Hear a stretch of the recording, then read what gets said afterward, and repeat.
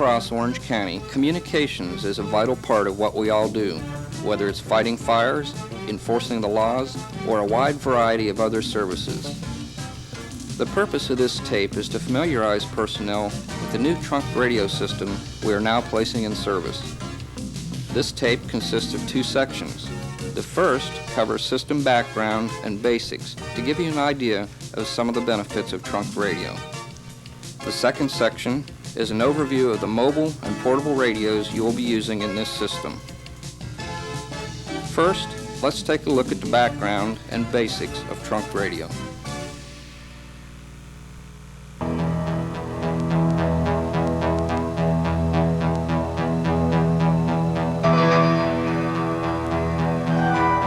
The world is changing at a dizzying pace. Across the globe, new republics are emerging from the ashes of old regimes. New alliances are forming as people reach across artificial dividing lines and find common goals and mutual needs. In the midst of such rapid and unceasing change, there is one constant need: clear, effective communication. It is the way in which we express our hopes for the future, seek solutions to our problems, and enlist aid from others. Rapid change has also come here, to Central Florida, where Orange County is riding the crest of the wave of Florida's population growth. The safety of the people who live here depends in large part on how well the agencies charged with their protection can effectively cooperate. Cooperation demands an effective communications network. But Orange County's government agencies can't communicate efficiently with each other because they operate on individual two-way radio frequencies. Expansion is impossible because no additional frequencies are available. Consider what could happen at a traffic accident during a busy holiday weekend in East Orange County. There are multiple injuries and the threat of fire from an overturned tanker.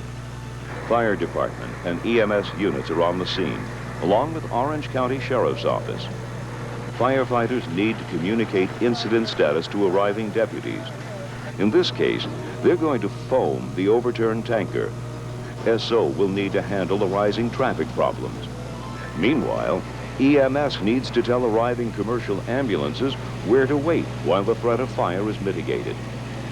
Very often, fire, SO, and ambulance can see each other, but because they're on separate frequencies, none of the emergency personnel can talk to each other. Messages must be relayed through separate dispatches. For example, in order for fire to speak to sheriff's deputies, firefighters must first call their dispatcher. Then the fire department dispatcher must then call SO dispatch before SO is reached and made aware of the emergency situation.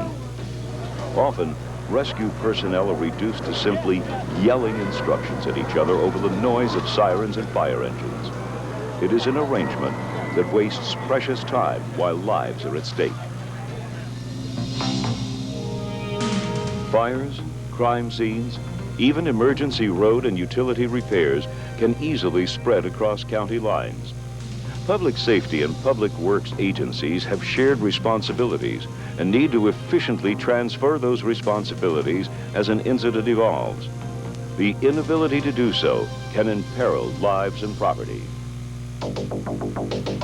Currently, the fire departments in Orange and neighboring Seminole County have their own communication systems.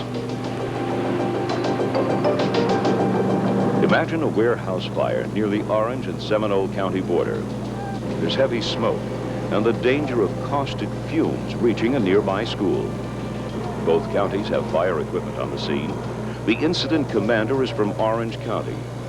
He must tell Seminole County units and his own units to reposition equipment while notifying Orange County SO to evacuate the nearby school. In this case, Orange County is dependent on Seminole County's advanced communication system to be able to speak directly to both Orange and Seminole units at the same time. But communication between SO and fire still remains awkward and time-consuming. It's not only county fire departments that are on separate frequencies. So too are the sheriff's departments in each county. For instance, Orange and Osceola SO units can't speak to each other in the field. In the case of a high-speed chase that crosses county lines, messages requesting assistance, reporting location, and description of felon all have to be relayed from Orange County Dispatch, then to Osceola Dispatch, and finally to Osceola deputies for response. Orange County, this is Osceola County on Intercity. Go ahead. Osceola County 101. Orange County is in pursuit of a blue Buick Skylark. Vehicle's westbound on I-4, approximately 1 mile north of the county line. 1026 Osceola 101. Here, a communication delay can mean the difference between catching a felon and losing him. Osceola 101, I'm to 26 on Orange County's pursuit. They just went by me. I'll be en route. By the time the message is relayed to a nearby Osceola deputy, it's too late for him to be of any help in the chase.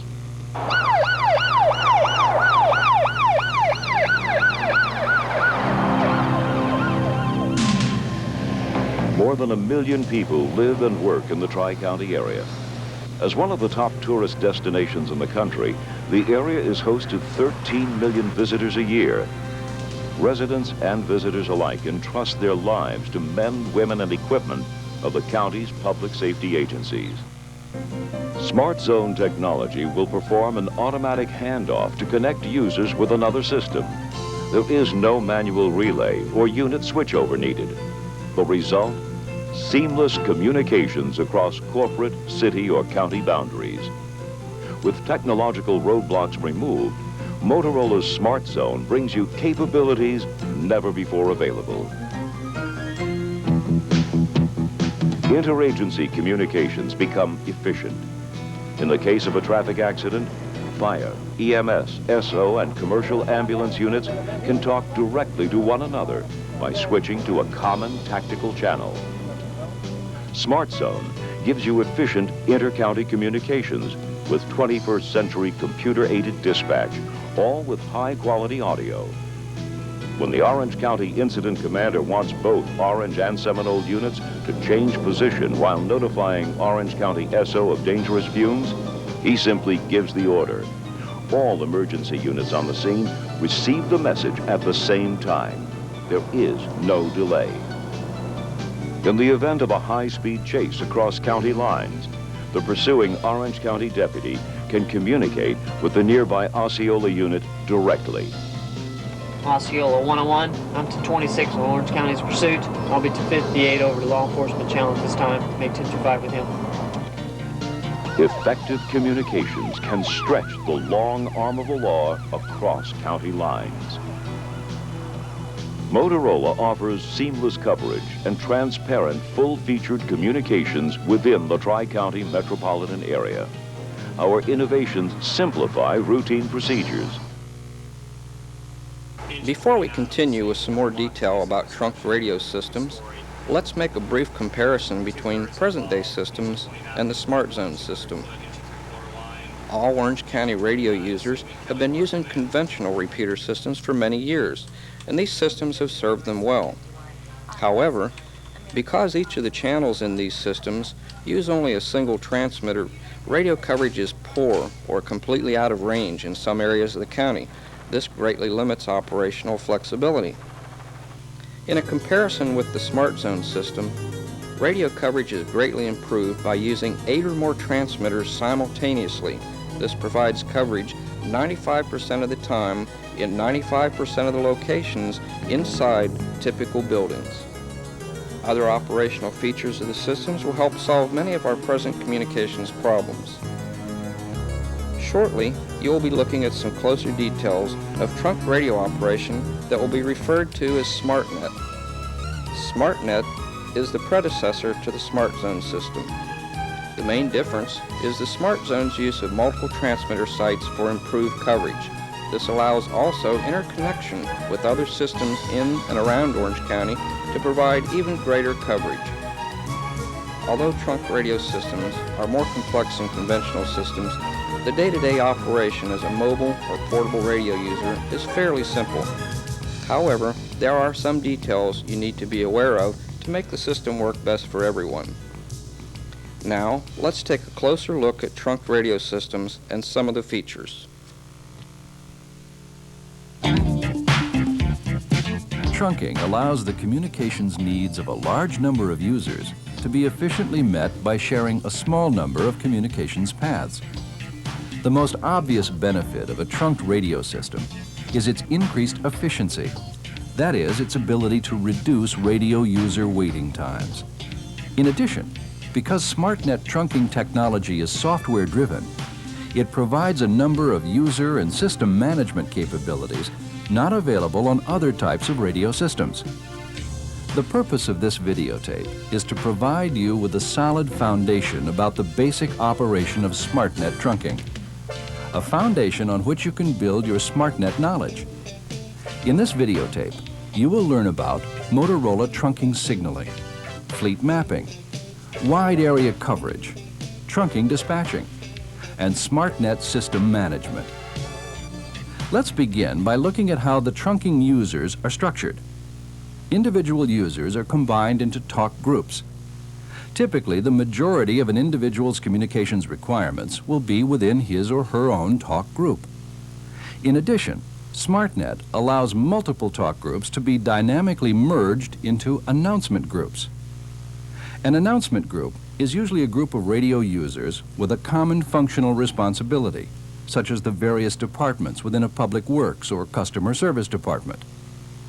Group announcement ensures that critical information is received at once by as many talk groups as desired throughout the entire system.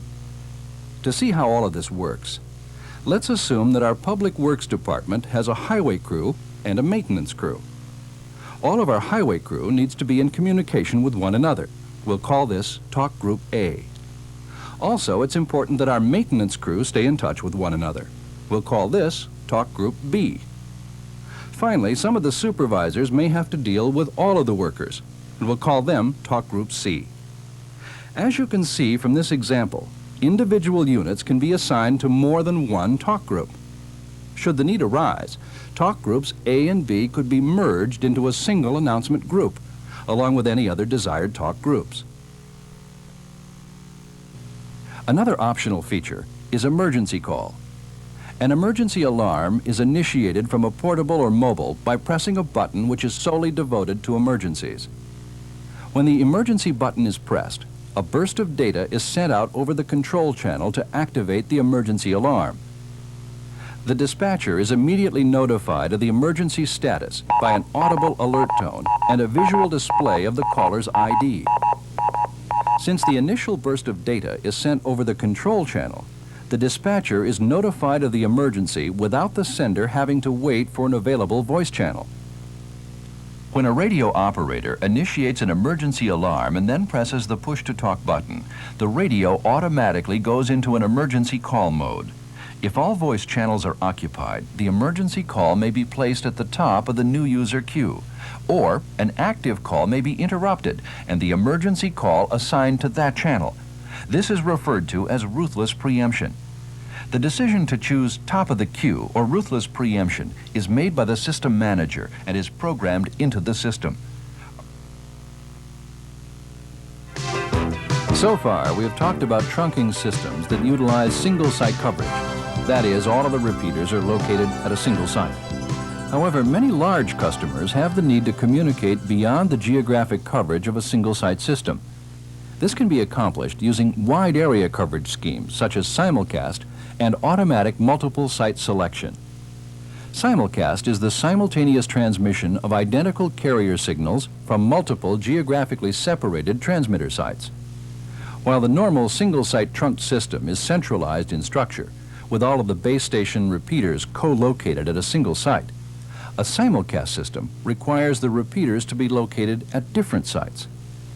In a basic simulcast system, when an operator keys the radio, the voice audio is retransmitted from each site simultaneously. This allows for a much greater area of coverage. In this type of arrangement, each site must contain a local controller and identical repeater configurations. They must also be microwave linked to coordinate audio and data transfers. For purposes of clarity, the microwave links are not shown. One site is designated as the prime site. It is here that all channel designation decisions are made. The other sites, known as remote sites, are extensions of the prime site and follow orders from it. In simulcast systems, there are overlap areas between the sites where the same audio information from two transmitters on the same frequency may be received by a radio. For good audio performance, it is imperative that the transmitters be exactly in phase with each other. Otherwise, noise and distortion may be experienced. Simulcast is very effective in expanding the transmission of a trunked radio system and provides fill-in where buildings or mountains may cause shadow coverage. Hello, my name is Ray Carlson. I'm Orange County's 800 Systems Manager. What you've been introduced to in the first part of this tape are the Motorola trunking technology concepts. What you're going to be introduced to in the second part of the tape are the actual radio products involved. Dennis Snyder of Orange County Fire Rescue Division will carry you through a step-by-step process on the radios. The Motorola MTS 2000 portable that we will be using offers many features that make the radio highly functional yet compact and easy to use. The MTS 2000 Type 2 is capable of 160 talk groups. The Type 1 is capable of 48 talk groups. These talk groups will appear in the same numbered order as the talk groups in the mobile radios. The portables have either 10 zones of 16 talk groups or 3 zones of 16 talk groups. For most agencies, the first zone will be their normal operation. In all portables, the last zone will include the national calling and local disaster talk groups. The controls on the MTS 2000 portables include the on-off volume control switch, the zone selector, the talk group selector, the repeat and direct selector, the LCD display, and the orange emergency button, which is not operational on the Type 1 portable. Last is the antenna connector. Controls located on the side of the radio are the push-to-talk button, the LCD display light button, and 2 small recess buttons, which are for options not functional at present. Also, for carrying convenience, the radio is equipped with a belt clip. Top controls on the Type 2 portable, which is used mostly by public safety agencies, include the on-off switch volume control, talk group selector, repeat and direct control, an inoperative 3-way toggle switch, the orange emergency button, and the antenna connector. Front controls on the Type 2 portable are the LCD display screen, menu buttons for zone selection and access to radio options such as tones on and off and keypad lock, and the home button, which returns you to the normal display. Next, let's take a look at the mobile radio equipment we'll be using in the system. The first unit is the Spectra E9. This will be used in fire rescue vehicles and some sheriff's vehicles. The other 2 models are the C2 and the E7. The primary difference between the 3 mobiles are the number of talk groups. The C2 and the E7 are under dash units, while the E9 has a trunk-mounted transceiver and siren. The features of the Spectra E9 include the power switch, which is located under the front edge, the talk group or mode selector, the volume rocker, the home button, the emergency button, and the repeat or direct control. Note that the repeat or direct function is only operational on conventional systems. Next is the direct entry keyboard. As on the E7 radio, the home button and the direct entry keyboard will allow quick access to any program talk group. To use this feature, press and hold the home button until mode appears, then the talk group number, and last press the home button again and you'll go directly to the talk group you needed.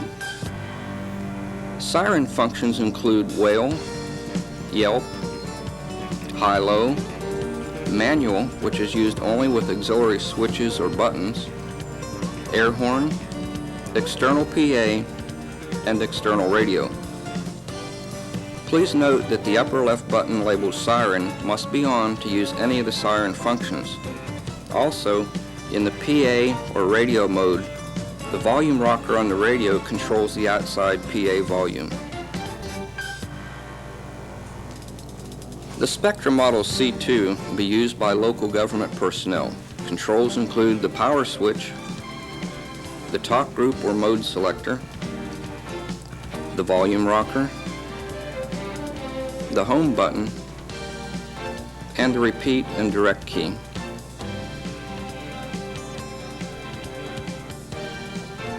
Controls on the mobile radio include the on-off power button, mode or talk group rocker switch,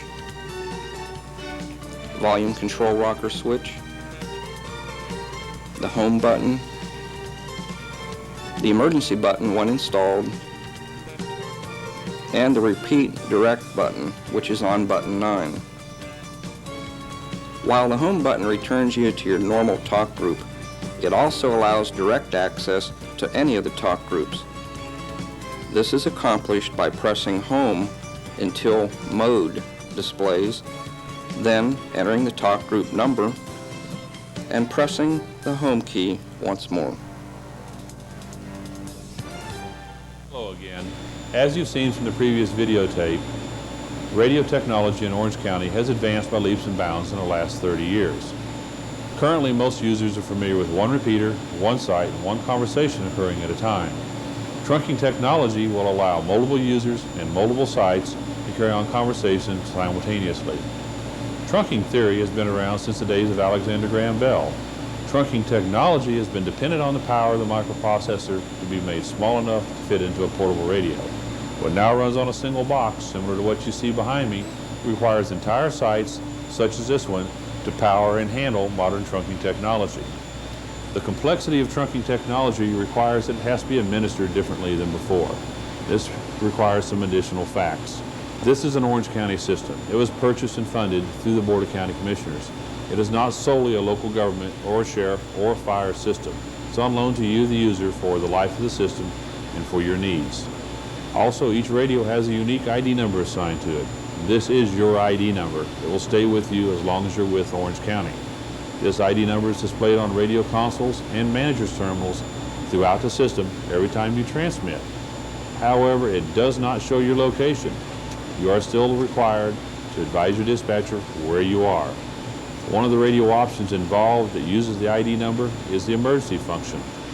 As you saw in the previous tape, the dispatch consoles will show the ID number that goes into emergency.